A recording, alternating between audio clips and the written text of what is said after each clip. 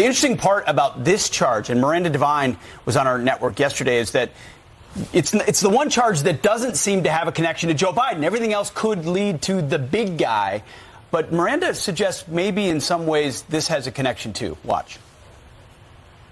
I think it was a good point that James Comer made, that this is the only one of the crimes that doesn't lead to Joe Biden. But there is one little element of it that does, and that is that at the time that all the state and FBI police and other police were converging on that Wilmington, Delaware grocery store where the gun had been tossed in the trash can by Hallie Biden. 2 Secret Service agents turned up and they asked the owner of the gun store for the gun background check. This charge would never have been brought, this indictment, if they had been successful in taking that away.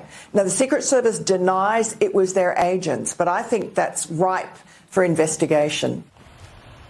They will, in this case, if it goes forward to a trial, the family's got to go. In comes Haley, the widow of Beau Biden, and then comes Hunter again, and anybody else who witnessed it. Why was the Secret Service there? Nobody wants this scrutiny.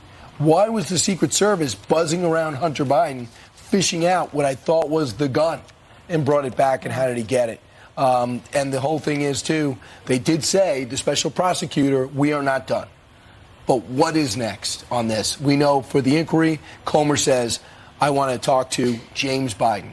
So I would love to see him under oath. To your point, it continues to baffle my mind that, considering, you mentioned Manafort, take any other example, that the extent of the international dealings he was doing, you have to register with our government in order to do those types of things. He never did. No one's saying he ever did.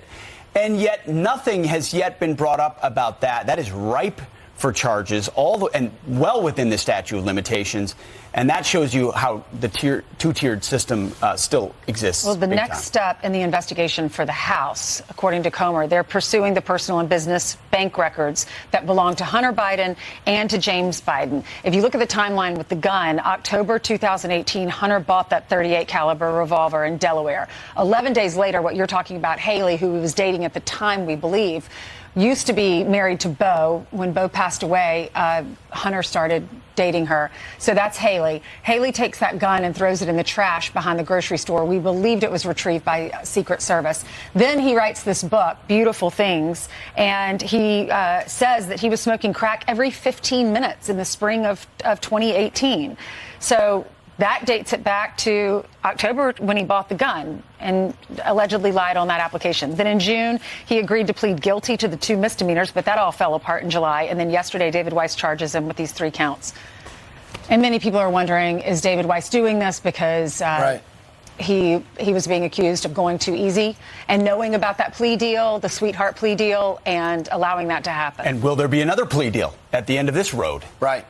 So a few things are happening.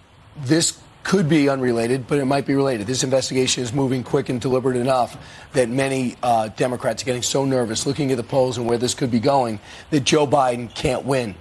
So why would he stay in? And Kamala Harris should not be next up.